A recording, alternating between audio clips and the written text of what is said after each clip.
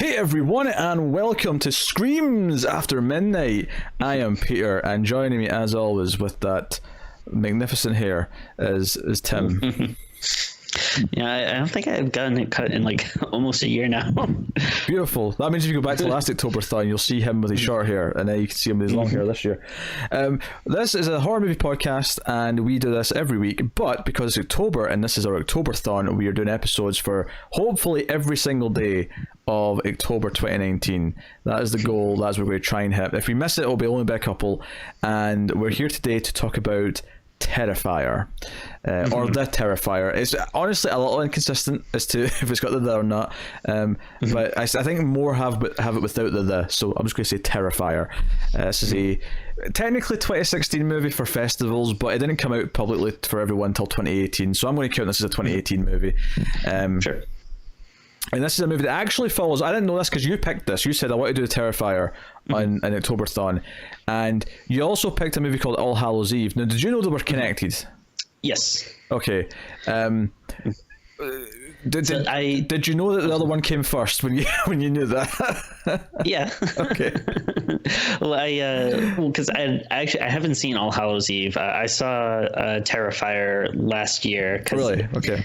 Yeah, I think I probably watched it around sometime in October because I just heard some people talking about it in podcasts and getting some general buzz about like, oh hey, there's like this little movie that not a lot of people have heard of that's doing really well, and I think it was after the fact later I learned that the main character in it, Art the Clown, first appeared in All Hallows Eve, which I thought, I figured this one, not like a huge movie, but I think it was like big enough that it'd be worth doing for the show, that we should catch up on it. But then also, we usually like to have like at least a couple of movies that are kind of themed around Halloween or take place around Halloween, so I thought All Hallows Eve would be good for that as well. And then, you're right. Knock both of them out. You're right. So coming later this month, probably right towards it'll be the last couple of days. We'll do All Hallows Eve, which is where the character in this, the villain in this, comes from conceptually. And I did on IMDb, he does a Depraved 2 scheduled for 2020. So. Oh, not Depraved, sorry, Terrifier. I said Depraved because I just had the IMDb up for a film called Depraved, which I just remembered from a podcast myself that I think we should do in November. So I just had it up to remind me. Is that the Frankenstein one? Yeah, it's Larry Fessenden who directed it, you'll know his face because he pops up in small roles in a lot of other low-budget movies. But so I had that in front of me, which is why I said Depraved. But we're here to talk about Terrifier. We'll start spoiler free as we always do. We'll give you a warning before we get into spoilers. So I was really hoping this was going to be good, and the reason why I was hoping it was good, other than just because I hope movies are good, generally speaking, is because I feel like every movie I see about a clown I'm disappointed in, because I think it should be good. Because I thought the movie called Clown was kind of lukewarm for me. It had a couple of good moments, but it was lukewarm. I thought Stitches, which we never did for the show. This was something I saw before the show, but I've never seen it, but I'm like very familiar with that box art. I feel like I've seen the cover a lot. Yeah, I wasn't into that movie that much, and then obviously you get It, which was good for the kids in the first movie, but I didn't really like the Pennywise stuff that much, and the second one we both didn't like. So I needed a good clown movie, right? I think clowns are good horror characters. They just need to. Well, I mean, if you want a good clown movie, may I recommend The Joker, coming to theaters soon. Oh dear, Tim. So we're here to talk about Terrifier, and Art the Clown is the name of the villain who's in this. The movie does open with a little kind of like thing from later on, and we flash back to what the main story is. And I was actually kind of surprised by this because I didn't really know what this was when you suggested it. I saw it was a clown from the poster, and it is kind of something of a slasher movie, although I would describe it as a very grotesque slasher movie.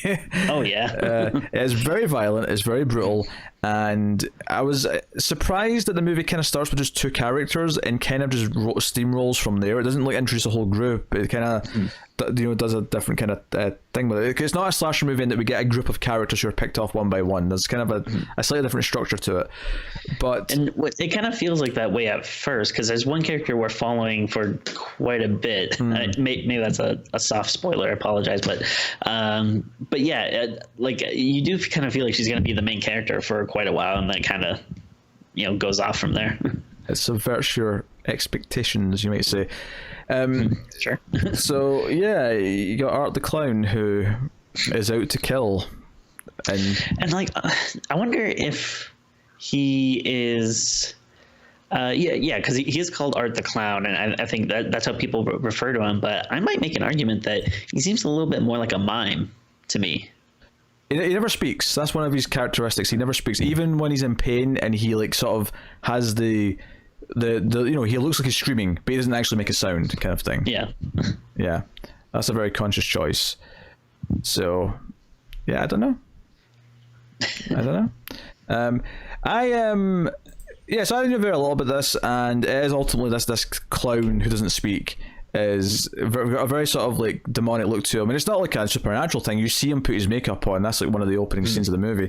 But he goes around and kind of terrorizes these two young women and anyone else that's in his path, and he eventually kills people in very brutal ways that are very over the top gory. Yeah.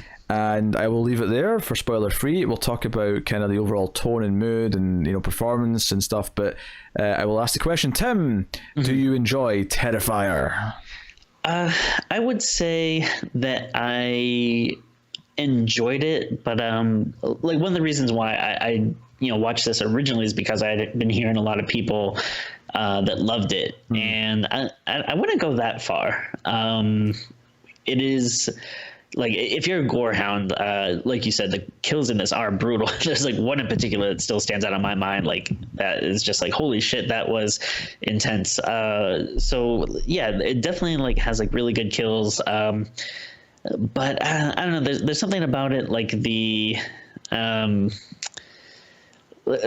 kind of like just like a low quality to it that can work in some movies, but in this, I don't know, it didn't really like work for me. Like, there's some parts of it just seemed like a little cheap. Like the acting didn't seem great. Like, the film quality is not the best. But I mean, despite that though, it is still enjoyable for sure. But just I wouldn't go out and say it was like, oh my god, amazing or anything.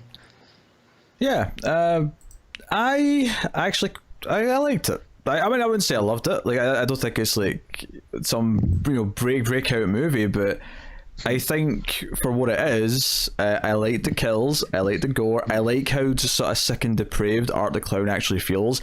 He feels like a gleeful version of Michael Myers. Like, he loves what he's doing. He's just so into it, and it's so brutal. And I agree the acting kind of sucks. I mean, there's an extermination guy, this bald guy who's at the building who's terrible. Like, every line he has is just shit. Let's just call it what it is. But like, despite the flaws, it just kind of feels like this. It reminds me a little bit of the mood of it. It reminds me a little bit of the Toolbox Murders remake from 2003, which we've never done yet. But I kind of enjoyed that movie at the time, and I think I enjoyed this in a kind of a similar vein. Although this maybe is more standout because it does have these over the top kills that are like brutal as hell. But I was into it. I kind of enjoyed it. I liked how it kind of shook my expectations a couple of times, and I thought the suspense scenes were mostly really well done. Art the Clown being creepy was mostly really well done. There's one or two moments where it did do the loud sting thing when he like turns quickly or something like that, and I could have done without the music to like back it up. I think it'd have been creepier if he had just done it without the music, or had maybe like a softer bit of music or something. But for the most part I was into it. It's like 82 minutes. It goes in pretty quick. I like that it is basically just all one night. It's just almost immediately, like, it's like, where is he, what is he doing, is he coming after them, like chase sequences sort of like come into it. It just feels like a complete night of chaos. And I think one of the someone in chat when I was streaming, when I mentioned we were doing this, said they'd heard it was like just torture porn or whatever, and so I went to expecting like a Saw knockoff, and it wasn't that at all. But like there is like extreme violence, don't get me wrong, but it feels more like a just really brutal slasher movie to me as opposed to anything else. Oh, for sure. Yeah, I definitely wouldn't say torture porn. yeah, like maybe one or two sequences you could kind of say is like similar to something you might see in a movie like that. But overall, I think the movie is, you know, very much its own thing. One of the aspects I kind of like about it is I feel like it's a kind of movie we don't really see that much anymore. Like it feels like something that maybe you would see more of like in the 80s or possibly 90s or something, when slashers were a little bit bigger. Like it seems like the kind of, you know, it seems like the big thing nowadays is just like you know, all these kind of like supernatural, like haunted house movies and stuff, which you know, I do like supernatural stuff, but the ratio of it is a bit weird. Yeah, because I feel like you know, you would get a lot of like, you know, other than like the big releases, you know, back in the day, I feel like slashers were kind of the, you know, usual like go-to when you're getting like kind of like a knockoff straight to DVD kind of movie. And I feel like the go-to now is like this crappy supernatural stuff, which isn't good. And yeah, like this does kind of feel like a low budget, like straight to video slasher or something, which is a, you know, kind of fun thing you don't really see that much anymore. Yeah, no, I think that's maybe part. It appealed to me because I'm like, you don't get a lot of new slasher movies anymore, and I think this felt like a slasher movie that went nuts with the kills. And ultimately, what do you want from a slasher movie? You want fun kills. Like you want want a good sort of memorable standout villain, and you want fun kills, and you want characters that aren't completely irritating. And I think for the most part, they're not. Like I think they're a bit bland, maybe, but like they don't irritate me too much. Yeah, I wouldn't say anyone was like annoying. I think maybe the big things for me is like, you know, if you know, you said they are like doing a sequel, right? That's confirmed. Yeah, like I think what I'd like to see from a sequel is maybe just like a little bit of like a step up and like, you know, maybe you know, a bit better, you know, like filming quality and you know, maybe like a little bit you know, better actors, and then I don't know, like maybe actually you know, having like a main character to kind of follow through the story with. I agree with the better actors. That'd be a good improvement if they do that. I don't necessarily mind looking this because I feel like there's a lot of low budget looks to movies now that really irk me and just feel cheap.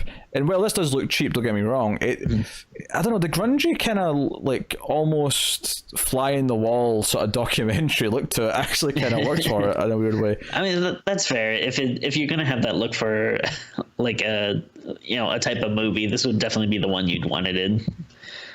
Yeah, it feels kind of sleazy. It feels like sleazy is a good word for it. Yeah. It feels like what Rob Zombie's always shooting for. Yeah, I can see that. But never quite, you know, gets it right. Because, you know, unlike a Rob Zombie thing, like this feels grimy and sleazy, but it doesn't make me feel dirty at the end. Like I didn't feel like I need to go for a shower at the end of it. It felt like it added to the atmosphere of this maniac going around doing whatever he's doing. Totally, yeah. So no, I dug it. I kind of dug it. I mean, I'm not going to say I love it because it is what it is. I like it as a slasher movie, but I don't get a lot of those anymore. And I think Art the Clown had some really good moments. He has a couple of extreme moments that are very memorable, and he feels kind of like you took Michael Myers and like smashed him with a bit of the Joker, and I don't know, like he just like he's just depraved, and I'm all for a depraved villain. I'm all for it. And kind of like the difference between like maybe him and a Michael Myers, where, you know, they both are silent, but, you know, the a difference between a killer like that, where, you know, Michael Myers is completely emotionless, and he does actually show like emotion. Like he tries to like he has jokes. It's just, you know, they're silent stuff, but he'll do things that, you know, are like trying to like kind of make you laugh, or it, you know, kind of adds to the depravity of it, where, you know, he's doing this very, you know, sick, brutal murder, but then he's like, you know, doing some type of like mime set thing to try to be like a joke or something, which it's interesting. That kind of helps, I feel like, set him apart from maybe like, you know, just typical like slasher in a mask or something. Yeah. So no, he's got a good look. He has some great moments, and the kills are really good. For the most part, they're really good. So Yeah, I guess we'll get the spoiler warning so we can talk about what actually happens in the movie, kills wise, and who does what. We're introduced to the two main characters at the start, which are Tara and no, that's her sister. Dawn's her friend. So it's Tara and Dawn who are together, and they've been at a Halloween party. Because it's set at Halloween, actually, so we're actually doing like a Halloween set movie. Well, I mean, technically, if you go back a little bit, the start is on like this talk show or something, or this news program. Oh, sure, yeah. I was going to save that for the end just because that's when it comes back. But sure. yeah. There's a tease at the start with this talk show where it's like whoever survives what's going to happen is like got a deformed face and like is now also psychotic herself and like kills the presenter like after the TV show taping. Yeah. But which is interesting given the ending of the actual story, because I'll get to that when we get there. But so I do like the opening though, because it is like pretty crazy and almost feels like maybe like something you'd see in like a almost like a giallo like a horror movie or something. Like it has like a kind of like weird Italian horror like a vibe to it. I feel like I think what it achieves for me versus a lot of other low budget movies that maybe have a cheap look to them is that this still has an atmosphere, which I feel like a lot of them don't. And I think maybe that's down to just some solid direction, maybe not the best direction in the world, but the director's competent. In fact, the director's like a special effects guy first, actually, and did direct All Hallows Eve and is directing Terrifier 2. So he really likes this character. Oh, cool. So I've got a feeling when we watch All Hallows Eve that the Terrifier segment's going to be the one that stands out, and that's why it's the one that's had a movie made about it and like been taken forward. Yeah. But so we introduce two characters and they're too drunk to drive. So they go and get some food at an all-night pizza place, which I feel like there's so many like people in movies where it's like they take their car and then get completely steaming drunk, and it's like, well, why did you bring if you're going to get steaming drunk? And I know some people don't intend to and get drunk anyway, but so many people in movies are in these positions where they're like, oh shit, I can't drive, but I brought the car, how am I going to go home? Yeah. But they go get some food at a pizza place, and this is where like Art the Clown, like after he's made himself up, comes into the pizza place with a bag, a big black, trash bag of something, probably all his killing weapons and tools and whatever he's got, and he just sits there and stares at Tara and just just doesn't say anything, and she's kind of creeped out, and Dawn is like, hey, it's fine, he's just been a weirdo, it's Halloween, he's dressed up, whatever. In fact, hey, can I take some Instagram photos with you? And she takes some like photos with him, like doing like peace signs and pouting the lips and whatever else. But Tara's kind of creeped out, and there is a moment here that's like, it feels like, it's a good little moment on its own, but it never really comes back up, because I thought they were going to do a whole thing where he wants her, like he's kind of infatuated with her and actually wants her to be like his bride, because he comes over and kind of proposes to her like silently. He puts a ring on her finger, and it's just whatever. But the cook throws him out the restaurant. We find out later that he wrote his name in shit on the wall. So the chef throws him out, and of course he's the first to die. He like, we don't actually see his death. We just see his like head like sort of like with candles on it, like sort of there on the counter. Yeah, which looks good. Like that's a nice, cool reveal when you see it. No, that's good. It's really good. And obviously the other guy who works there gets killed as well, because he's complaining that he's cleaning the shit off the wall. But of course the real thing is that when the girls get back to their car is that the tire's been slashed, and eventually like Tara does say, what if he did it? What if this clown guy is messing with us?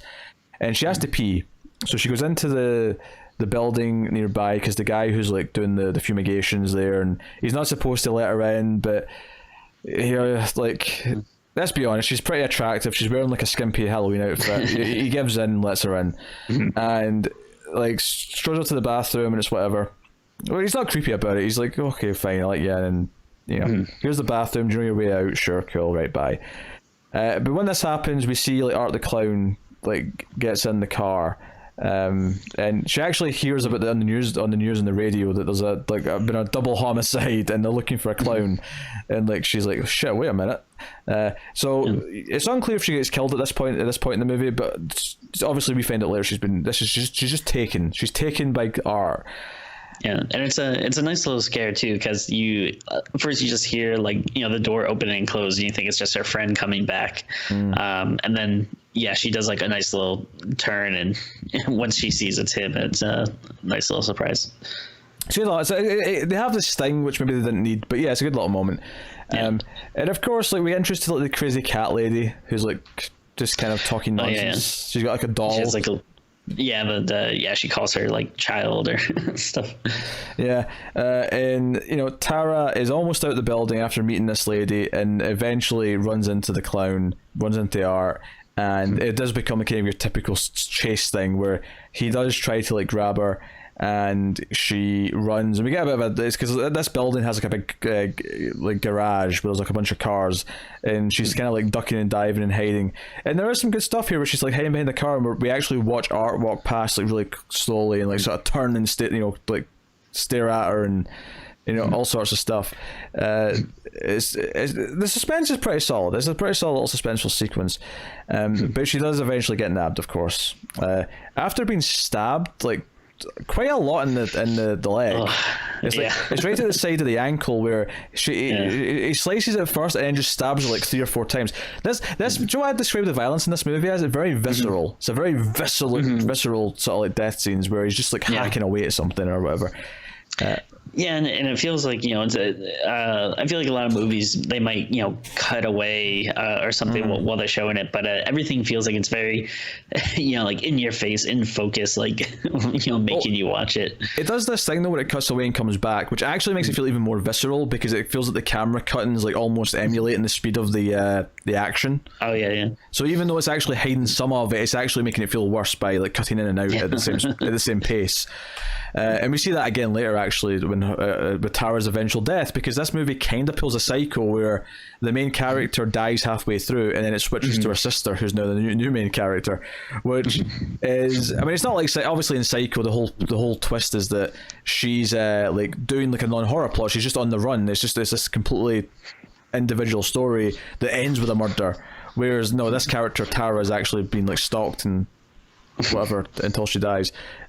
Well, before that though, of course, she wakes up and she's in a chair like bound and tied and gagged, and Art's there just kind of like doing his movements, and he's like like, and he pulls back this curtain, and we reveal our friend Dawn. Like, she's still got her underwear on, but she's topless, and she's otherwise like naked, and she's upside down.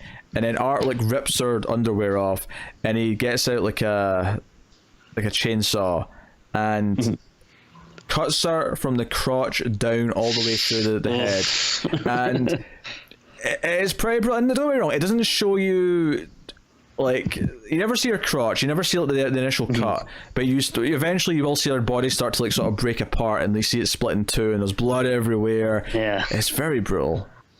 Yeah, this is like the big death that stands out to me. It is, oh boy, it is something else. I'm like, I can't really think of, another movie where I saw something like.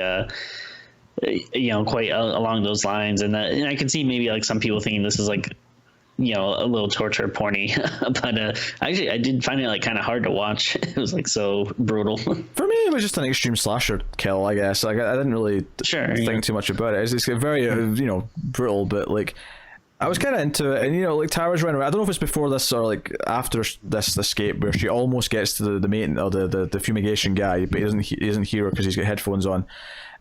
But she's running around, and there's like a whole thing where she almost like gets out, and she's like escaping through things and whatever, and ultimately Art, like, there's a really surprising moment where she's kind of like almost winning, and she gets like a weapon away from him, and she's got a weapon now, and Art does something that's really, I'll give the movie a lot of credit for this.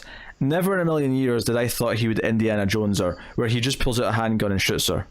Oh yeah, I was actually pretty surprised about that. That moment is genuinely well done, because you just like, it's almost like you're trained for slasher villains to only use blades and like axes and things like that, and like he just pulls out a gun and shoots him in the leg. And I genuinely can't think of any like slasher that's ever used a gun before. And it still felt really quite brutal, although not as brutal as her eventual death, which is also by gun. But he shoots her like 5 times in the face, and it does that thing. It's the same thing I said earlier about when she was getting stabbed, where it does cut away from her face, but it keeps cutting back to her, and it keeps doing it in time with the gunshots. So you see like a glimpse of this the blood splurt, and then it comes back, but it feels like her face is just like a mess of holes. Like that's what it feels like. It feels super vicious, and credit where credit's due. You made a gun killing feel like a slasher movie death, and like a really. Just way with the filmmaking. And of course, though, she earlier on called her sister to come and pick her up when the tire was slashed. So her sister's been on the way like this whole time. And when she gets in, she kind of becomes her main character as she like slowly looks around. And, we get this thing where when she does eventually, there's a lot of creeping around, but when she eventually does get to like what she thinks is her sister, she thinks she finds her sister lying down, and this is after she's already seen like the body that's split in half, so she's already freaking out for obvious reasons, and she thinks she finds her sister. She's like, oh, I'm going to get you out here, I'm going to get you out here, and it turns out like the Art has killed the cat lady who tried to like try to kind of like get out of it by like pretending to be his mother and like sort of like hold him and like, oh, you just need a mother's love, and she tries to caress him, but Art was like pretending. It's almost like the ending of Saw, where he's pretending to be like Tara with her face down, but then like when the sister Victoria looks over and sees this dead woman with her scalp missing, that's when Art stands up, and he's not only wearing the scalp with the hair, he's also cut off the woman's chest, and he's got that sort of on him, and he's wearing basically nothing but like underwear, and he's like covered in blood. He's taken off his clown outfit, and it's like super demented. You have him walking around with like this like ripped off like set of boobs and like this scalp on his head. This is like super depraved Ed Gein shit. And he's like, kind of like doing like this like weird little dance that just makes it like seem very creepy and like otherworldly almost. It's kind of funny because there's like a lot of stuff that you could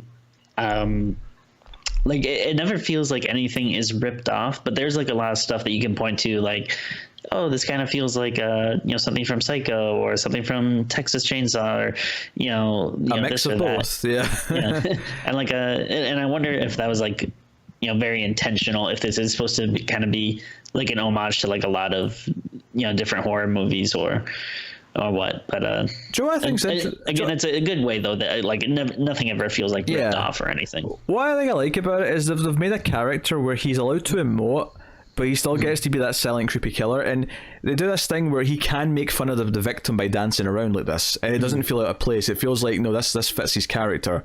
So I think they made a character that's a little bit versatile in what they can do for each scene, but it feels creepy still.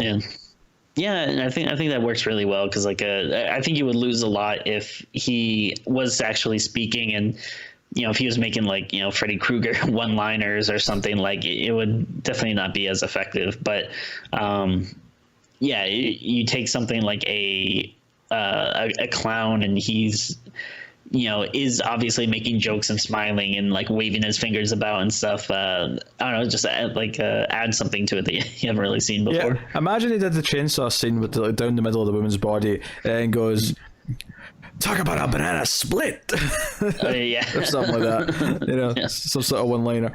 But it's in like once like she's on the run again. There's a lot of her, like a lot of the back half of the movie is her running from Art and trying to hide and find new places. The fumigation guy who got hit in the head with a hammer, which was a pretty cool shot, does actually come back and is alive for a little bit and tries to help her.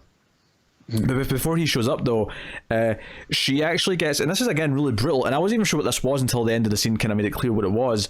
It was like a rope with it was like a series of ropes like coming out of a club that had like just random like scissors at the end of the ropes.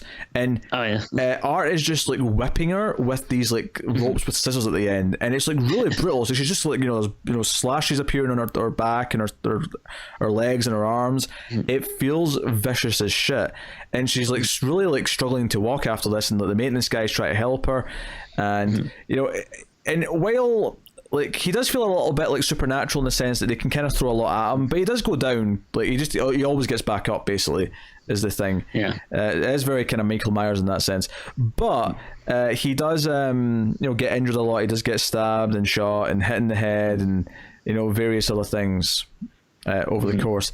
But he does end up getting to the maintenance guy. They think they're trying to get away. Like, my truck's outside, and he smashes the maintenance guy's face in with his boot. More than I actually thought he'd just like smash his whole head like a pumpkin. Although at the end, when you see the guy's corpse, it feels more just the front of his face was caved in. But I'll let that inconsistency slide for the sake of some lovely violence. Sure. And then Victoria tries to run away, and there's a great scene where he's trying to reach through the door that's kind of like only a little bit open. There's a chain, so he can't get through, and he ends up driving a truck through and hitting her with a truck. Again, how many slasher villains use a truck and run someone over? The guy's very resourceful, is all I'm saying. And the police are coming, and he doesn't seem to care. He just, he starts eating her face. Like, this is where we kind of get towards the end of the movie, where he's eating Victoria's face.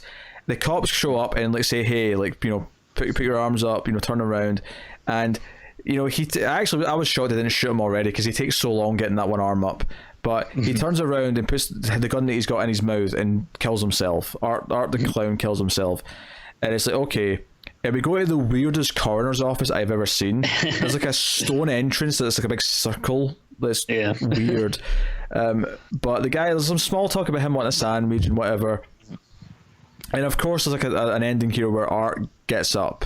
He sits up and grabs the coroner, and it's like, okay, I guess he is supernatural. Either that, or he had a blank in the gun and he had a squib to go off behind the back of his head or something. I don't know.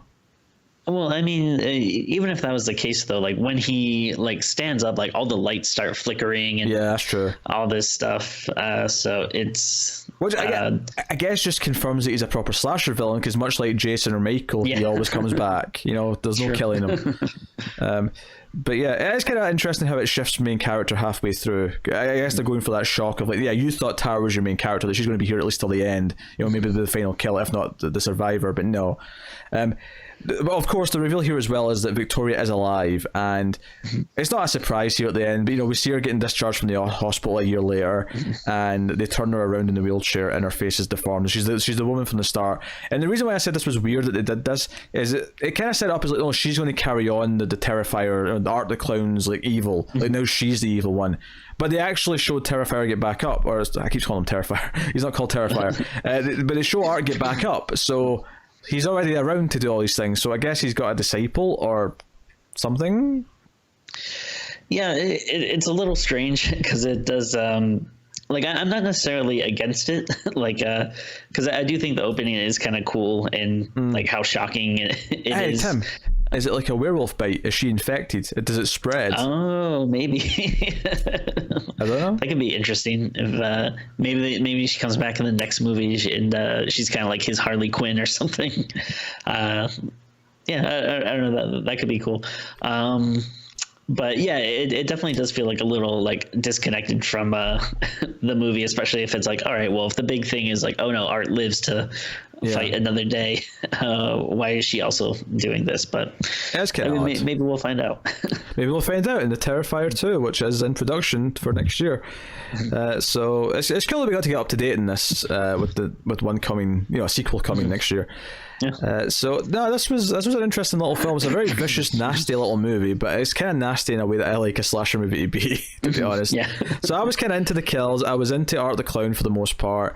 I think it was a good performance and a good, a fairly well directed little nasty movie that felt grimy and grungy, and sure, some of the acting was not good, and there's some little leaps in logic here or there, little plot details that don't quite add up, but for the most part, it's just a great, suspenseful, brutal movie with, a killer trying to chase people. And ultimately, that's some of my favorite stuff in a horror movie sometimes. So I can't really follow it. Yeah, I mean, you're definitely more of a slasher guy than me, so I think I'm a little less hot on it, but I definitely didn't hate it. I still thought it was, good for what it was, what it's working with, and what it was trying to do, and I enjoyed it.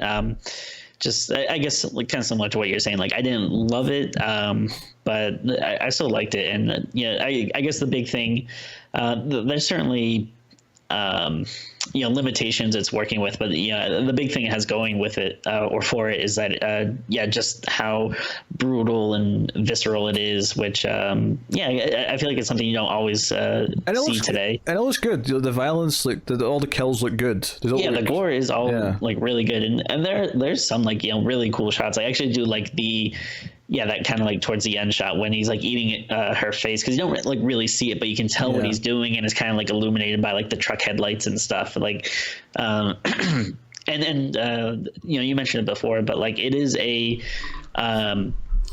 cool looking costume, and I think one thing we kind of complained about before with things like with the new It and stuff like Annabelle, when like clowns and dolls are kind of like inherently creepy, but then people always try to like up the creep factor by 10 and like will add like all this extra stuff to it, where it's just like, okay, now it's just like overkill. Like, I like that he is like a simple clown, and like his face does look kind of creepy, but I think it's because like it's his own face. It's not because of like the clown makeup or anything. Like, it's not like they tried to put a bunch of extra bells and whistles. Like, it's a very simple costume, but I think that makes it more like iconic and stand out. It's the character's real face. It's not the actor's real face, because there's definitely a prosthetic nose. Oh, sure. On that face. There's no way that's his real nose. But I know what you mean. Yeah. Yeah, but I mean, other than that, like, it is a nice like little surprise. And it's simple. I like how simple it is. It's just, killer, depraved as shit. He is absolutely, like just doing the worst possible things to people. And and when I say I compare him to the Joker a little bit, I just mean the way that he feels very erratic. Like, he'll be really into like like toying with someone, and then he'll just get bored and decide to like end it. Because I felt that way with Tara. It felt like he was willing to toy with her and mess around and chase her and all the rest of it, but there was a moment where he said, "You know what? I'm bored of you now," and just shoots her in the face like 5 times, and it feels very vicious, and I kind of like that. And that's like a total Joker move too, like doing something like kind of like unexpected. At the drop of a hat like that. So I'm into pretty interesting, and definitely like some cool interesting stuff that you don't always see, like having things like using like guns and trucks, like not like just the kind of normal like average slasher weapon. Was a nice little touch. Yeah, I'm looking forward to the second one though. Like, I'm game. I'm totally game. Yeah. Tim. Especially after like I feel like since this one did get like a little bit of a buzz and stuff, like I wonder then like if they'll just be able to kind of really like amp up the second one too. And maybe especially there's the first one's, because the first one's on Netflix in the US right now, so you can dabble in that if you've got that. But anyway, Tim, what are you going to rate it out of 10? So again, I like it, but I don't love it. There's a lot of good stuff, but it's not quite there for me for like my next big favorite thing. Even though I am looking forward to the sequel, but so I'm gonna give it like a 6.5. It's definitely good. It was a nice like little surprise, something like it wasn't fully formed like to be this next big great amazing movie, but it's still definitely a good watch, and it's very accessible, like for if there are a lot of people that haven't seen it. It's if you like extreme gore and violence, it's a really good one to watch. I'm going to go a little bit higher. I just mentioned my slasher movie taste, but I think I'm going to go with the 7.5. I'm not going to quite call it great, but I think the kills are great, Art the Clown's great, and it feels nice and grungy. It's simple, and it's it's just a nice little nasty movie in the best possible way. So that's what I'm going to go. And I just want to add on, there's one thing a little touch I like. There's a moment where Tara's in the chair and she can't move, but I think it's before he's revealed the body, and he just sort of sneaks up to her in front of her, like sort of crouched, and he's like, "Oh, what's he going to do? Is he going to kill her? Is he going to do something nasty?" And he just pulls out a little horn and just beeps it in front of her. And I'm like, okay, I like that. Again, very Joker. It's the Joker meets Michael Myers. Like, that's the best way I can describe him. That's a good one. Like, there's like another scene like too where I think it might be like the crazy cat lady or something where she's seeing him do all this stuff and like he just like killed someone. And he kind of turns to her and just gives her like a little like shh, which is like again that's like a nice funny little joke. You know what's kind of weird is I like this. I'm looking forward to the sequel, but like I'm oddly not looking that forward to All Hallows Eve, just because like I feel like, all right, if a lot of people like this, but no one really brings up All Hallows Eve that much, I'm wondering if that's, if there's a reason for that, if it's not as good. Yeah, well, that's what I was thinking. Like, is the Art the Clown short good because that's the one that stuck out, but the rest of it's like forgettable. We'll find out. We seem to always do at least one anthology, although we're doing two this year because we already did Creepshow, and we'll have All Hallows Eve at the end. And actually, I was listening to a podcast recently, and the episode that we're doing was all about anthologies. So there was a couple of like, oh, that one sounds interesting. I'll have to put that in the to-do list for some time down the line, kind of thing. If only we had more time for more movies. But hey, so. Yeah, that's Terrifier. I think it's a solid, nasty little movie, and if what you've said sounds appealing, I would recommend it. And have a blast. So I think this is still going up the first week of the Octoberthon, so we're still early days yet. Whole month ahead of us. So look forward to a bunch of episodes, basically every day this month, and we will see you for the next one soon. So happy Octoberthon, happy Halloween. Keep watching the scary movies, guys, and we will see you next time.